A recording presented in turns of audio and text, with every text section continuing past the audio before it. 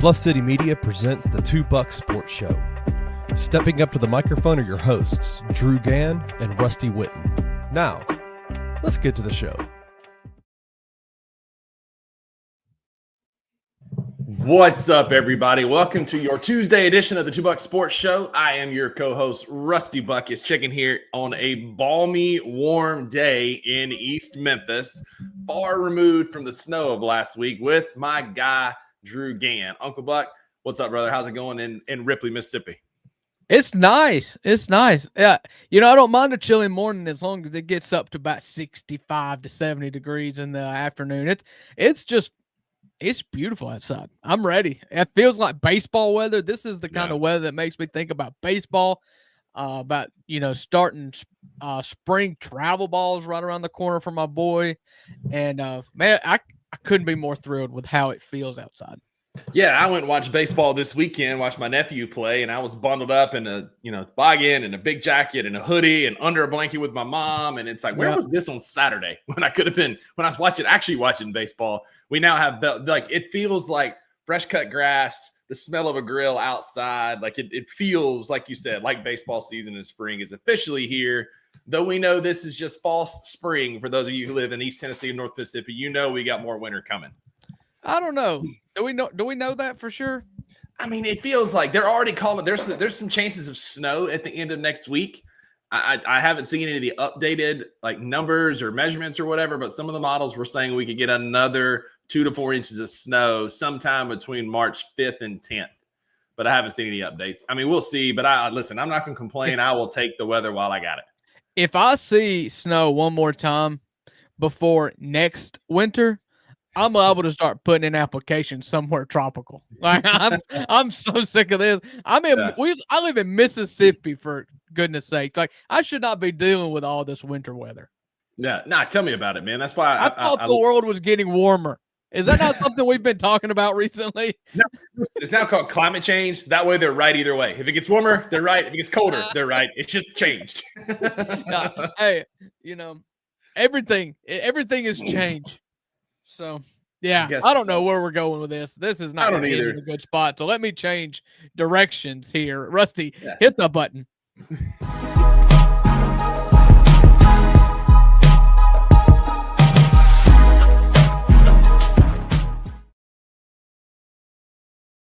It is Wayno's favorite day of the week. It is Tuesday in the United States. It is Wednesday for Wayno. But here in the US of A on Tuesdays on the Two Buck Sports Show, we like to recap our weekends. We are two best friends that been friends for a literal decade now. I think you told me you saw something from 10 years ago. And so two best friends for over a decade, and we did not talk much this weekend, if any. And so, Rusty, what's the best thing that happened to you this weekend? It was a good weekend. Nothing jumps out as oh my God, that was the best part. I got to see family. I got to see my nephew play baseball, which was fun. We had a little birthday celebration for my grandmother, who has recently been diagnosed with some pretty terminal stuff, Lewy body dementia and Parkinson's. And it's unfortunate. She turned 82 last week and seeing her decline, but got some good family time around that. Got to see my dad, who's been under the weather. We got some tough news yesterday, and I hadn't even told you about this yet, Drew, from the doc. So there's a lot of health stuff going on in my family. So I guess the best is just the family time that I got. I got to be around them this weekend for a little bit. They've been passing the flu back and forth, and so I didn't stay very long. It was kind of like a drive-by. It's just come in, hey, from 6 feet away, I'm out. And so it was a good weekend. Maggie and I got some good time around her work schedule. So all in all, man, it was a good weekend. I've got a lot of Grizzlies stuff coming up, which I'm super stoked about. My best of the week is happening Thursday night, where I'm going to the MVP season ticket holder party, get to hang out in the forum. Some of the players, other MVPs will be there. Stoked about that. Going to the Knicks game Friday night, and then we're 2 weeks away from the Tony Allen jersey retirement. So a lot of Grizz stuff in my horizon, which would also be the best part of my week. Yeah, so my best of the week is a lot like yours. I saw family all weekend long. So Friday afternoon, my wife got back into town. As we talked last week, my wife was single parented much of last week, and so Friday night was great. We got to just kind of have a family night. We watched The Wild Robot, and half of my family cried throughout the whole movie. It was a roller coaster. I look over, and my almost 8-year-old son, who, as far as I know, doesn't understand like hardships of life, outside of like a normal 8-year-old, was weeping over this movie. And I was like, okay, he's getting something out of this I wasn't getting. But anytime you can laugh and cry in the same movie, it's an amazing movie. Me and Rusty are not ones that have ever been shy about how we cry during movies sometimes. Absolutely. Saturday we went up to Bartlett, Tennessee, and had a little small family reunion for my dad's side of the family. There's not much of us. This was actually my dad's uncle and his side of the family invite us.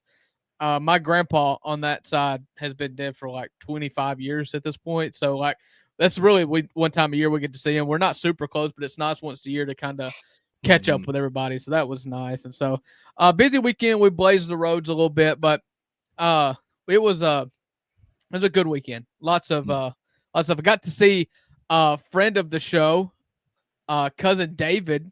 Finally got to see his new baby that's like 2 months old at this point. And finally let that baby get out of the house for a little bit. So I got to see him on Sunday. So just a weekend full of family stuff, but lots to be thankful for this weekend. Yeah, for sure. I got to see my cousin Jim's baby randomly at Walmart. I was picking up some cupcakes for grandma's birthday. First time I've seen her, little Gwenny, granola bar, as they call her. Like it was finally good to see her in person instead of just pictures. Yeah. So Rusty, no, it's not all good. What was your biggest beef of the weekend? I was profiled / targeted on Sunday. Oh, were you handed apple slices instead of French fries? Oh no. I go to Kroger and I get my groceries for the week. It's a Sunday thing. I like to go Sunday before the church crowd. I get a lot of it in, get all my grocery shopping in before it gets chaotic, right? And so I'm leaving. I got my headphones in. I'm listening to a podcast. I'm just minding my own business. And I walk out the front door pushing my buggy. And what's sitting here, Drew, this time of the year, Girl Scout cookie table. Yes. And not only that, but there's 2 moms and 2 daughters. And every single one of them had some kind of Memphis Grizzlies gear on. Of course. So I see them. The fat kid in me is like, absolutely. The sports fan in me is like, they're my people. And so I turned over a new leaf. I'm trying to eat cleaner. I'm trying to lose some of the spare tire, get my summer bod ready, I guess. But I walk out with several more boxes of Girl Scout cookies after already consuming some tagalongs and Tostitos and Samoas. And I'm just like, I get to the truck and I see my reflection in my tinted window. And I'm like, you're weak. They got you. They did that on purpose. And you had on a Grizzlies hat. They got you. All right, Rusty, real quick. Real versus counterfeit. Samoas are the best Girl Scout cookie and also the best cookie that's ever been created. Counterfeit.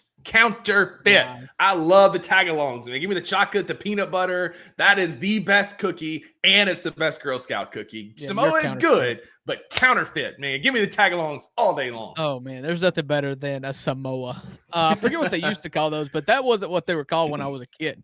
It's probably something politically incorrect because they changed them to Samoas.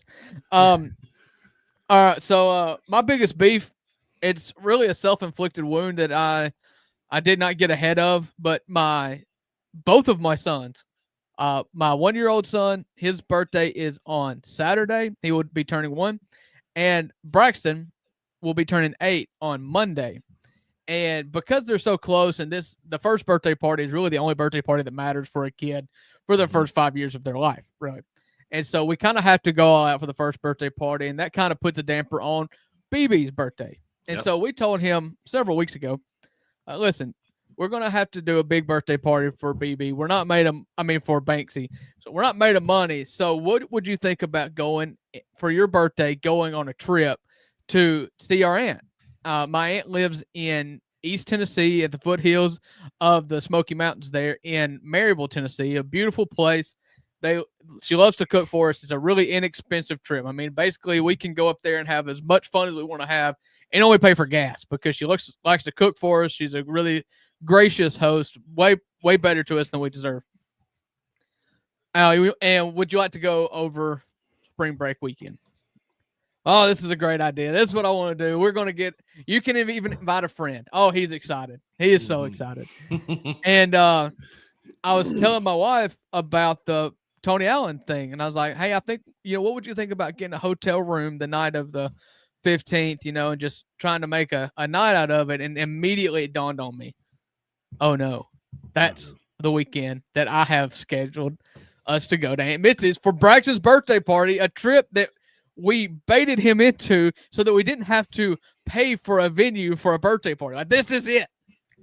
And it's this, I did not put it together. And so as we're watching the Grizzlies on Sunday night against the Cavaliers, I let him stay up a little late to butter him up a little bit. So watch the end of the Cavaliers game. And I broke the news to him. Like, buddy, we're not going to Aunt Mitzi's. Your mom and I are actually canceling this so that we can go to a Grizzlies game, which you would, I'm sure, love to go to. But no, you're not going. No.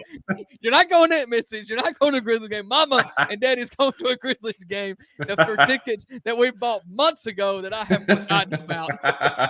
So, I was like, sorry, bud, but we'll go over the summer. She'll have the pool open. It'll actually be better, is how I framed it. And because he is 8 and he is such a soft-hearted person, as was noted just a minute ago when I told you that he cried over the wild robot, he was extremely gracious and even more excited since the pool will be open. So I dodged a self-inflicted bullet on that one. That's it, man. Nothing like self-sabotage, Bueno says in the comments. It's a good thing when you're 8, you have the attention span of a goldfish. And so, honestly, Drew, you probably could have just, let it falter and not even mention it, and he would have been none the wiser. So. You're probably. I could have just been like, called my Aunt Mitzi and been like, hey, sorry, I had scheduling conflict, and then just canceled it. And spring break would have come and went, and he would have never even remembered. We're not advocating for absent parenting or lying to your kids like that, but sometimes fibbing or stretching the truth, or truth by omission or lying by omission, is not a bad thing. I was watching this, a real quick aside. It's a Tuesday. We haven't talked all weekend. I saw this little clip on Instagram or something of a stand-up comedian. I can't remember his name, but I've seen him here and there recently. It was super funny, and he was saying, all you people think the government shouldn't lie to and everything. He's like, all I know is that the president is in charge of millions of people, and I have one kid, and I lie to that dude all the time. Yeah, I saw that guy. I lie to that dude all the time. You know what? You're kind of right. I don't feel like my kid is privy to the truth. So why should I think that I should be privy to the truth? Yeah, exactly. You can't handle the truth. My kid can't handle the truth. That's for sure. Well, speaking of can't handle the truth, we got a lot of stuff to cover for the Memphis Grizzlies. Thanks for hanging with us for our nonsense. Don't yell at us in the YouTube comments. We get it. It wastes everybody's time. We know why you're here.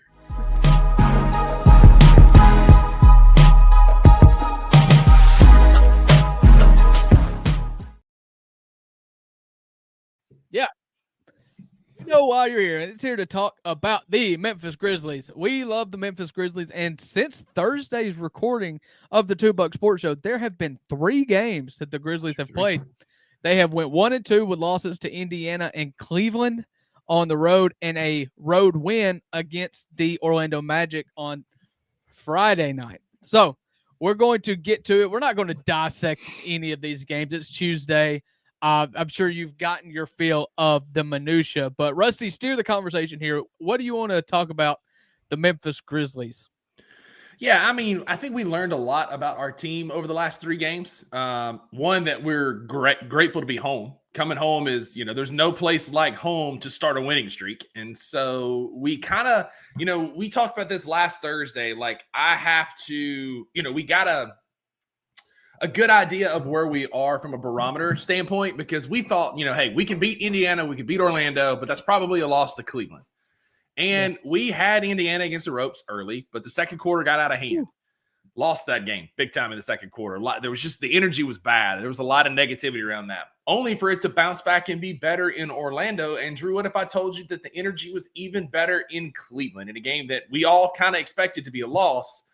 but we went toe to toe with, in my opinion, and I know OKC is really good, but I trust Cleveland a little bit more. I think Cleveland's the best team in the NBA that I've seen so far this season. I've seen OKC in person, and now watching Cleveland on TV. I think that they're a really good basketball team.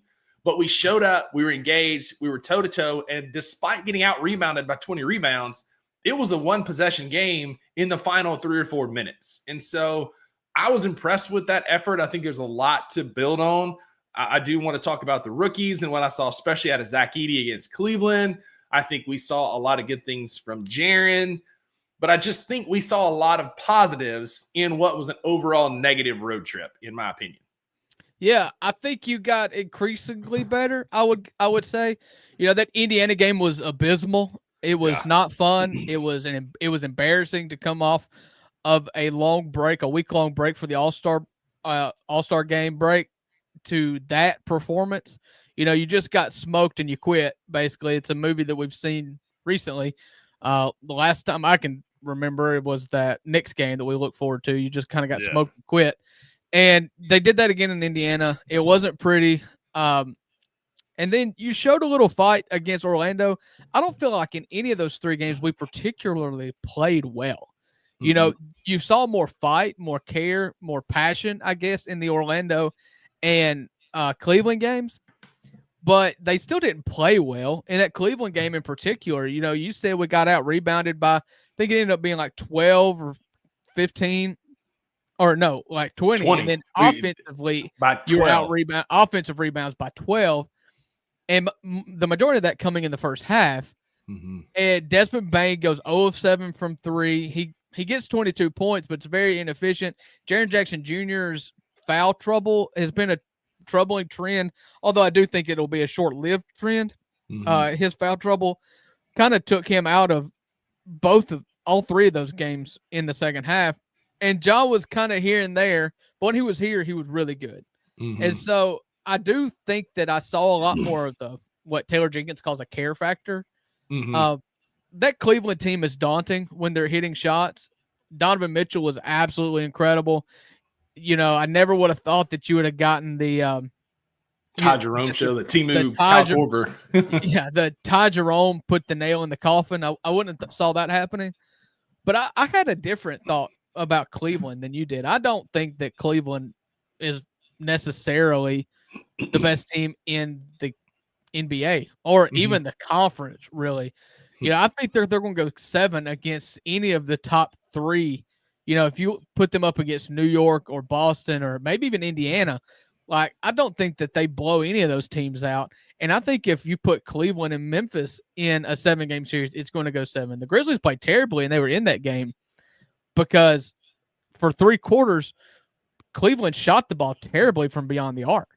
So a couple things with that make me think that. Pete said 2 things on the broadcast that generally works in their favor. I'm not saying they're going to blow people out, but in clutch minutes, in games with clutch minutes, Cleveland is now like 15-2 or 15-4. Like, they're ridiculously good. The biggest thing, and we saw this, that for 3 quarters they shot terribly, especially from 3.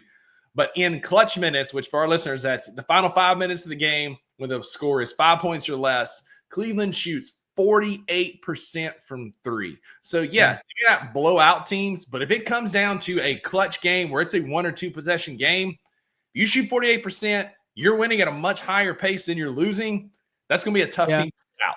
It's going to be a tough team.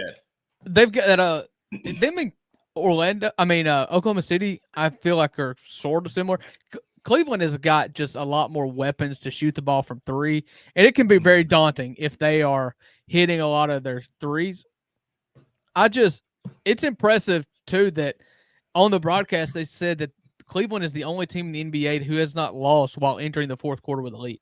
Mm-hmm. That is impressive. That goes a lot to your. They've also never lost when they're also never lost when leading after the 1st quarter too. Oh, is that true? I mean, they've all lost 10 games all year. So I didn't walk away from that game thinking like, okay, that was depressing the way that I walked away from Oklahoma City twice this year thinking like, I don't know that our best game could beat them. Sure. And I get that. I didn't feel that about Cleveland.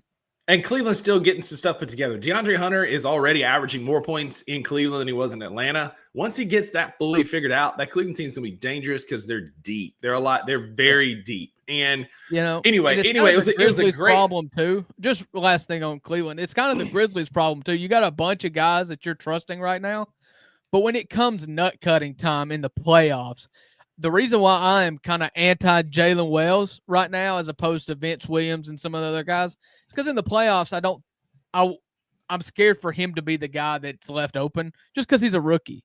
You look at Cleveland, it's like, okay, do you trust Ty Jerome, Max Strus, Dean Wade, all these guys when the defense is keying in on Don and Evan Mobley? Like, are you okay with that? I don't know that I'd be okay with that if I'm a Cleveland fan. Just the same reason I'm not okay with Jalen Wells in a playoff situation. That's fair, but if Ty Jerome keeps shooting like he has been recently, and again, the Grizz game was an outlier because it was a lot bigger, or a lot better showing. But he's been so good lately. I do want to talk about this. So what we saw, like, we rebounded terribly in the first half against Cleveland, but as the game went on, we got better at giving ourselves more options. Typically, Oklahoma City is a great example. Cleveland, Indiana were great examples where they got 2, 3, sometimes 4 shots in the possession. I do want to talk about Zach Edey for a few minutes as a case for him to continue to be the starter and get more minutes. Again, we'll talk matchups, all that stuff, but hear me out. So in the fourth quarter, I posted a video on my Twitter account, X account, whatever, of Zach Edey. There's 2 straight possessions where he got 2 or 3 and then 2 tap outs to our guys in good positions to make shots. So we had opportunities to hit shots. They just didn't fall. And typically we're on the other side of that. Zach Edey was awful in the first quarter. He was unplayable against Orlando. Like, I get that. But the more he got going against Cleveland, and Jared Allen's probably a good matchup for him, the better he got at getting in position for offensive rebounds and tap outs. Typically, his tap outs go to Brenda in the third row. But against Cleveland, he found ways to get it to Jaren, to get it to Dez, to get it to Luke, and they just missed open shots. And so for all the heat that Jaren has been catching, for what Jaren's been catching strays on Twitter for the last 2 or 3 days about not rebounding, though I will not give name to it, but somebody posted Dirk's first 7 years and Jaren's first 7 years, trying to make a point that Dirk was infinitely better because me and a couple other people compared the two. But then Keith Parrish at Fast Break Breakfast, shout out Keith, posted on there, thank you for proving our point that Jaren has been great because Dirk averaged 8 to 10 more minutes per game. And if you average it out to per 36 minutes, Jaren was 3 points better and 2 rebounds better than Dirk Nowitzki. But I digress. Where we struggle rebounding, Zach Edey can help solve a lot of that if we just leave him on the floor. There's going to be times where it's impossible. But I venture that what we've seen so far is the more run, he's like a running back. He gets in a rhythm, he gets downhill, and he kind of figures it out as the game goes. Yeah. So to prove your point, before I counter a little bit, on NBA.com, offensive rebound percentage. So the percentage of shots that are taken while he's on the court, he's getting 15% of the offensive rebounds, or 15% of the time he's getting an offensive rebound. That is number 1 in the NBA. Tied for number 1 with Kevon Looney. It's above Donovan Clingan, Walker Kessler, and Moussa Diabate. And so that's really impressive. His offensive rebound percentage. It's something that's come up recently a lot with him, as compared to like the beginning of the season. You know, he's gotten a lot better at it. You can't think of Zach Edey any differently than you think of Brandon Clark. You know, they are 100% matchup dependent. It's who fits well that night. You know, you got down and you needed offense, and so you had to have Zach Edey in that game against Cleveland to try to get you as many shots as possible. I mean, that one clip you're talking about, it was a Vince Williams 3, Edey offensive rebound, kick to Luke Kennard for a 3, Edey offensive rebound, kick to Desmond Bain for 3, and then it was a Cleveland. Then it was a run out to Ty Jerome. to Ty Jerome, who hits a 3. And that was so frustrating because, like, okay, I'll take between Luke and Desmond, one of them's going to hit that. Like, it was just bad luck, honestly. but it was like a death nail when and then on the next end, possession, Jerome hit it. Yeah. The next possession, it was Dez 3, Edie rebound, Jaren 3, Cleveland rebound. So I mean, we had two Dez attempts and then Jaren and Luke, and so like we were in the position. Conversely, if you look at that conversely though, that Orlando game, Brandon Clark was the best player on the court, and it wasn't even close. You don't win that game. You don't even come close to competing in that game if Brandon Clark is not playing out of his mind like he did in that Orlando game. So it's just, I cannot sit here and tell you I would go Brandon Clark because we've seen the offensive numbers and the offensive net ratings with the 2-man lineups and the 3-man lineups, how he performs with Jaren and Ja. That's where I'm going to stake my claim on the offensive end and go with the offensive side of the basketball. But if the opportunity presents itself and the matchup is there, Edie is going to be beneficial when Brandon Clark isn't. They're not ever going to be played together. You will sacrifice one for the other, and it's totally different matchups. It is. And to Brandon Clark's credit, and then I do want to bring up some rookie offensive ratings. BC's never going to fill the stat sheet from a rebounding perspective. I talked about this a bit on the Daily Grind. I don't know, but he's a plus rebounder. But like, how many times have you seen him get 8, 9, 10 rebounds? Like, it's happened. He had his first double-double the other night. But hang on. What you're going to see is Brandon Clark is the best on our team at being in a good rebounding position. And then oftentimes it ends up with somebody else getting the rebound. He's a good rebounder, but watch tonight against Phoenix. If you go back and watch some of the Cleveland, especially Orlando game, like BC is really good, as you put it on the Daily Grind yesterday, turning around, putting his hips on somebody and getting a steal. And then Desmond gets the rebound, or Jaren, or Luke, or somebody else to be there. I was referring to Wells. But I know, Wells but I'm saying – right, but BC does a really good – watch it tonight against Phoenix. Like when BC's on the floor, he is really good at sealing his man off, which may or may not turn into a rebound, but it turns into a rebound for somebody else. It helps your guards. It helps your guard rebound. And so Edie can learn from that, watching BC get position, because just watch tonight. Like, he's so much fun to watch when the ball is shot, BC finds the body and seals it off, and then he may or may not get the rebound, but it helps us tremendously. And so Zach Edey can absolutely learn from that. But another case for Zach Edey to be on the floor, and some of this is a byproduct of like team basketball. I had this conversation on Twitter with Serbian Enthusiasm. Shout out. Appreciate your replies. You watch the show often. Appreciate you for being there, brother. We were talking about this back and forth a little bit, and he brought up a good point. It doesn't necessarily mean or not mean that what this data is showing. Offensive rating is just how many points your team scores when you're on the court. So it's more of like a whole lineup stat, but our rookies have played a high amount of minutes. But Edey contributes that to that in a lot of ways, especially recently with offensive rebounding and tap outs and being in good position for lobs and some putbacks. I think he's getting better. Jalen Wells is slightly ahead, just given on, again, some of the rosters and lineups he's been playing with.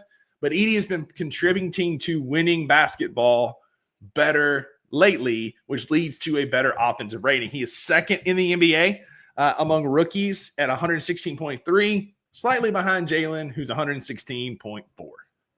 Yeah. So I saw your tweet, and I, of course, as the good co-host I am, I immediately went to go try to poke holes in it.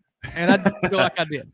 So this was rookie net rating. Okay. Again, I've already said what I've said about rookies in the playoffs. I don't trust them. Like, I'm just not until I see it. I'm just not going to trust him, because Edey is going to be in every pick and roll, period. I mean, he's going to be played off the court. They're going to hunt him for to play sure. Him off for sure. And so I just looked up NBA players. I set the same parameters: over 20 games played, over 12 minutes per game played. So NBA, because I don't have an account, I was only able to pull up the first page, but it basically goes all the way down to at least 67 overall. Here are the players that are above Zach Edey that are just on the Grizzlies teams. So this is offensive net rating over 20 games and 12 minutes per game in those minimum 20 games. Luke Kennard, number 30. Talk about that hurts Jalen Wells in playoffs. Mm-hmm. We're talking about in playoffs. He's 30th overall in the NBA.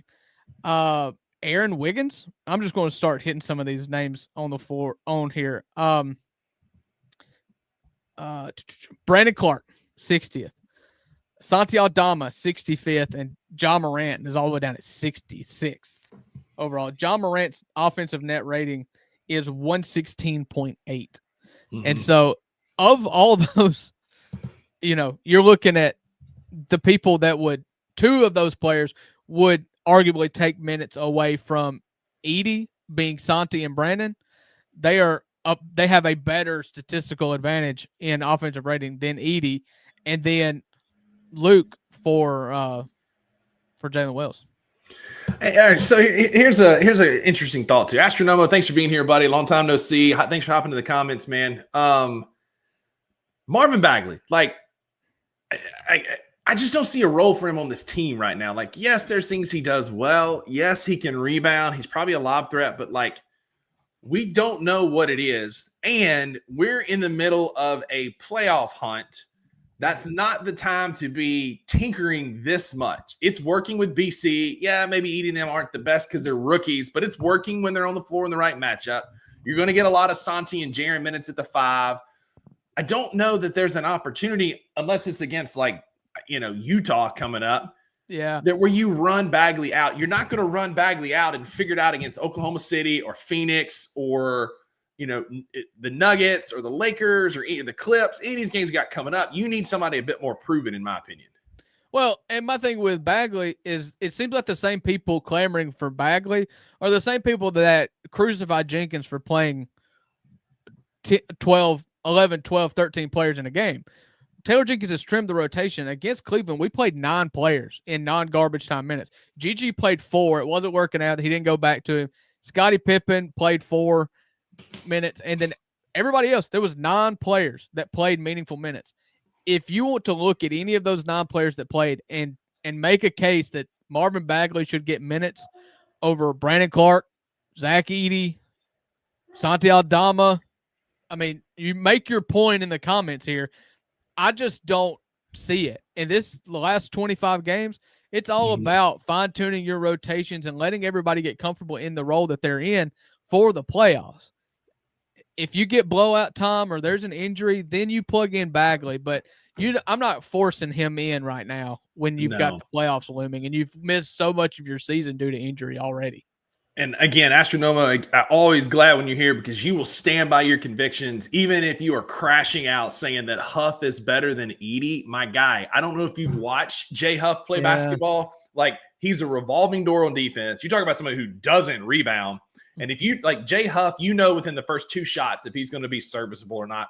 And when because don't look up the advanced stats on Jay Huff defense. Like, it's historically bad. Historically bad.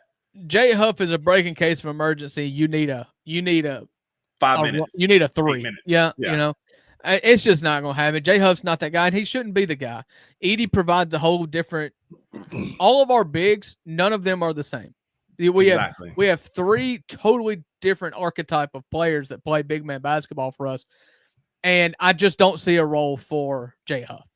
Agreed. I can't believe we even brought his name up in this show today. Yeah, I don't know, man. That's all we're going to talk about. Comments like this is the reason why Ja deletes his Twitter.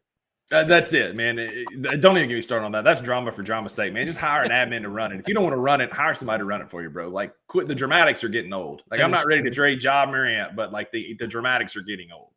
Yeah. Anyway, and we're going to see a lot of minutes, whether you like it or not, whether you want to trade Jaren or whatever. Like, we're going to get a lot of minutes with Jaren at the 5 in the playoffs. It's just how it works. We saw a bit of it where the rotation shrinks to 9. Hang on. Because there's going to be opportunities where there's going to be times where you have you may go small ball with Ja, Dez, Vince or Jalen or Gigi, Santi at the 4, Jaren at the 5 if you need some running and some offense. There's going to be times where it's going to be Jaren at the 4 with BC or Santi at the 5. There's just going to be very matchup dependent. And so Jaren's still going to get run at the 5. But this is the only air I'm going to give Jaren in the rebounding. Like, again, since Taylor Jenkins has been there, especially, like, Jaren is a perimeter player. He's a 3-point threat. He's a dribble drive threat. They've never asked him to be a post-up, throw it to the hand guy. So when there's opportunities for rebounds and Jaren's in there, he's averaging right at or at a career high pace right now. But most of the time he's out at the perimeter. And so you're going to need guys like Brandon Clark and Zach Edey to be the rebounders, not Jaren Jackson Jr. And so Marvin Bagley can probably help with that. J-Hub definitely can't. But I don't think we're too late in the season for let's give it a big experiment and see if it works. Because I get like if he tries to run out Bagley in some of the games we got coming up, bro, like Taylor Jenkins will be run out of town on a rail. Yeah. I just don't see it right now, and it's for the reasons that I've already outlined. You're going to try to get to a playoff style rotation, and I just don't know that you just experiment right now. Now, if you have an injury from a big man, I expect him to play a big role and get an equal shot at it. You know, they didn't bring him in here for nothing. They obviously value him. Yeah. And so, but it's just not something that they're going to force feed. I don't believe. Especially not with the games we got coming up. Starting tonight with the Phoenix Suns. The Memphis Grizzlies host the Phoenix Suns tonight at 7 o'clock in Memphis. We're not even giving Kyle Kuzma any time on the show.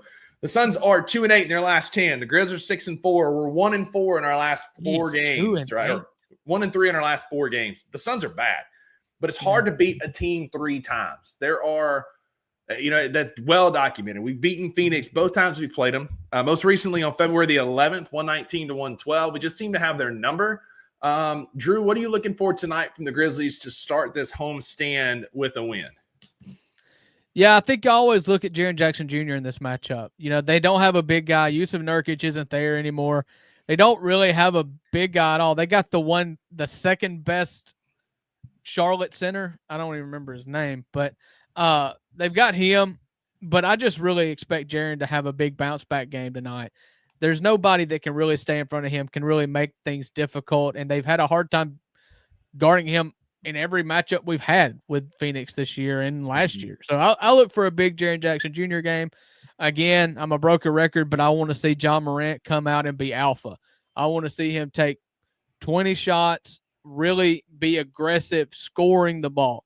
I know he had a double-double against Cleveland, but if you think that he passes the ball well when he is his primary focus is to pass the ball and distribute, wait and see what he looks like when he's a dominant scoring option and to see the passes that he does. He just opens up everything when he's first trying to get his shot, getting to the rim. And so that's what I'm looking for. You're right. It is hard to beat a team 3 times, but this Phoenix team is reeling. I don't know that they've still quite put together what was left of that locker room after the trade deadline with everybody being in trade rumors and ultimately not doing anything.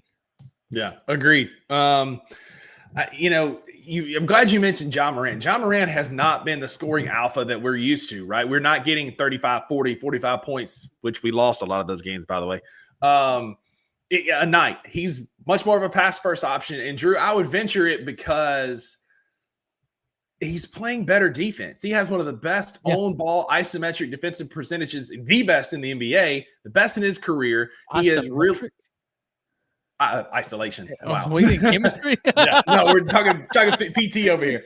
He's the best isolation defender on the basketball court. Yeah, he's the best isolation defender in the NBA by percentage so far this year. And so I think what we're seeing is a lot more defensive job, which is impacting him on the offensive end. And if we're getting that, I think it still helps us play more winning basketball because then he can find guys like Jaren and Dez and Luke and Gigi when he can shoot, has a little bit longer leash, and facilitate as a true point guard. Josh still got it in him. And don't get me wrong, I would love to see him tonight go for 38 points, 4 assists and 4 rebounds. Absolutely would love that. But if he can go get us 20 and 10 again and then hold, you take Tyus Jones or Devin Booker, stay in front of those guys and slow them down. Like that's still winning basketball to me. Like I want our big 3 to do well, but if you get 60, 65 points across all 3 of them and it's pretty evenly distributed, then that's winning. That's winning for me. Yeah. That is fair. I want to see Ja have a big game just because we haven't seen it in so long. That's the reason why I want to see him have a big game. And have fun. He was having fun against Cleveland, but have fun while excelling, Yeah. That one of these on this date in Grizzlies history Twitter accounts popped up. That was like 2 or 3 years ago that Ja and Dez both had 38 against Brooklyn, and in that same game, KD and Kyrie had 37, and the Grizzlies won like a 1-point game. Like, that's what I want to see. Like, I want to see sheer offensive domination, and we've got it in us. We've just got to put it all together, and that's what your goal is in these last 25 games. And so just continue working the bugs out, debugging the system, and by the time that game 26 in the 26 games from now, it's first round of the playoffs, have it all operations go. That's it. But hey, at the end of the day, go get a dub tonight. Start the home stand off 1-0. Beat the Suns, and then we'll worry about the next on Friday. But Drew, it's our favorite time of the year. We got a quick segment for y'all as we're wrapping up the show. It's finally the weather for it, and we had some good baseball over the weekend.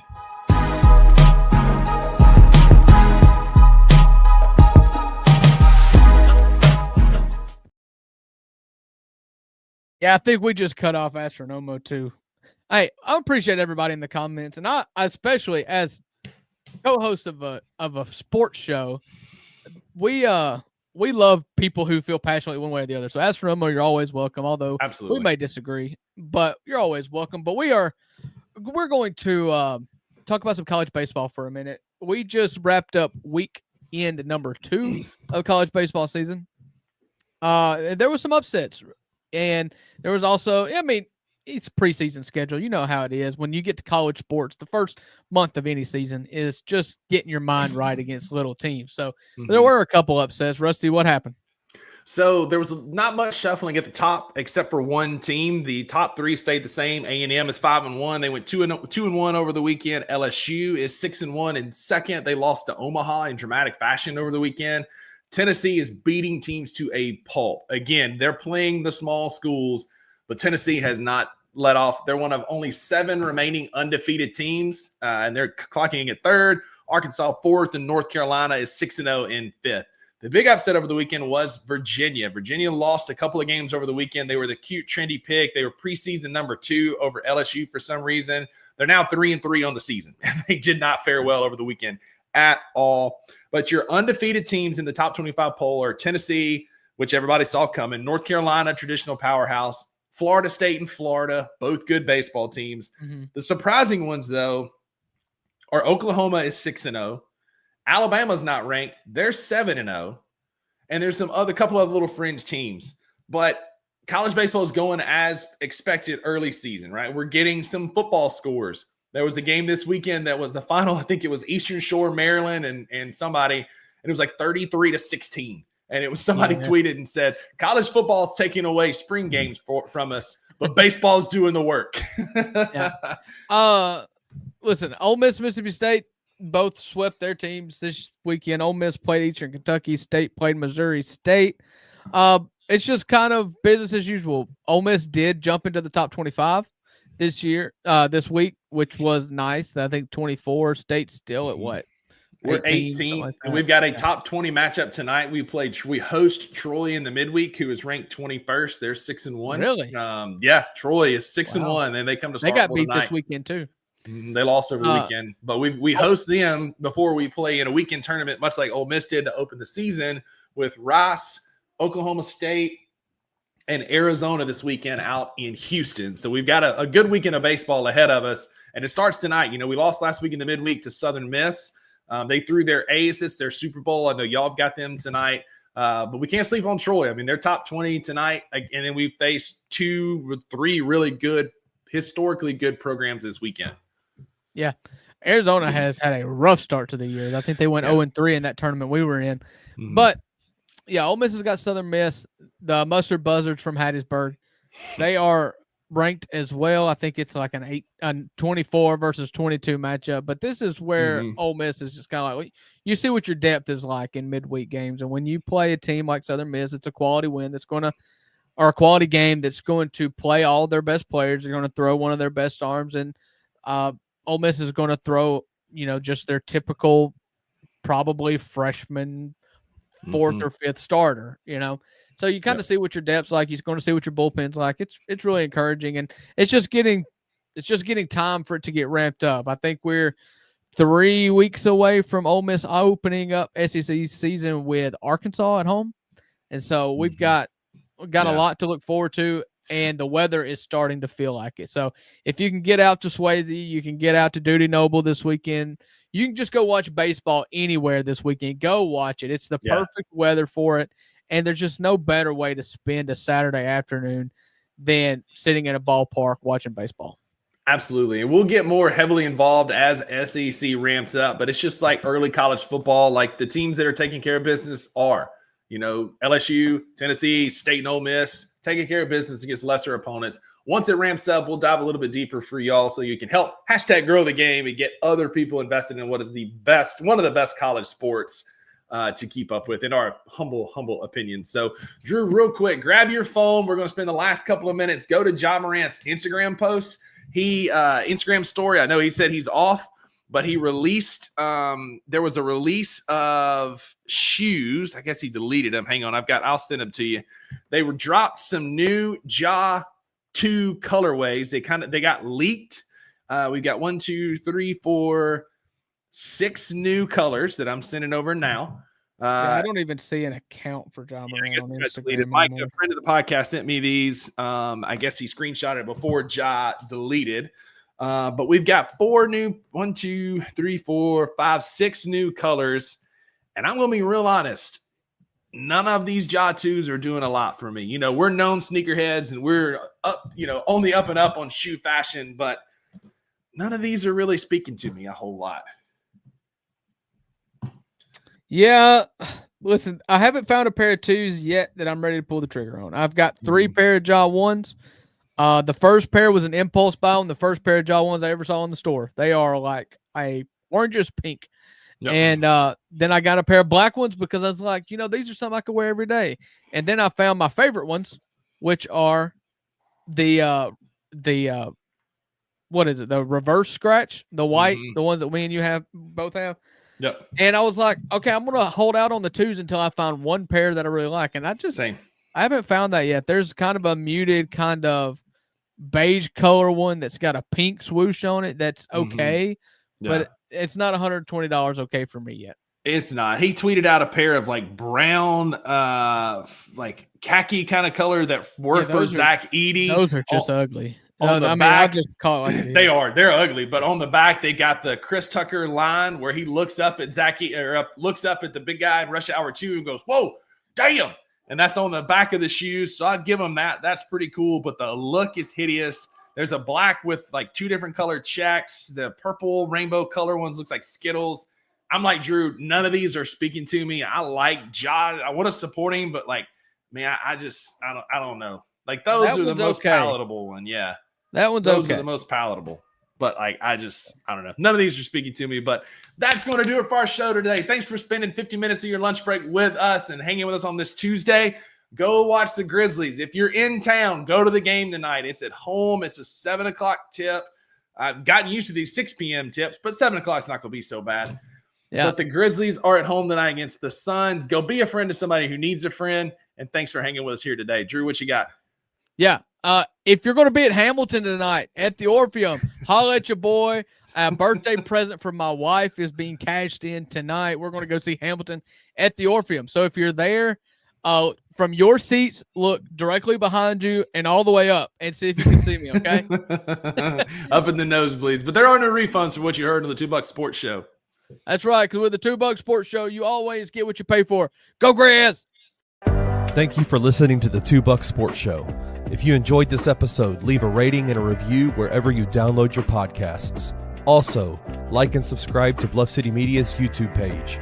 For comprehensive coverage of all things Memphis sports, head over to www.bluffcitymedia.co and find out how you can become an insider. We will see you back here next time.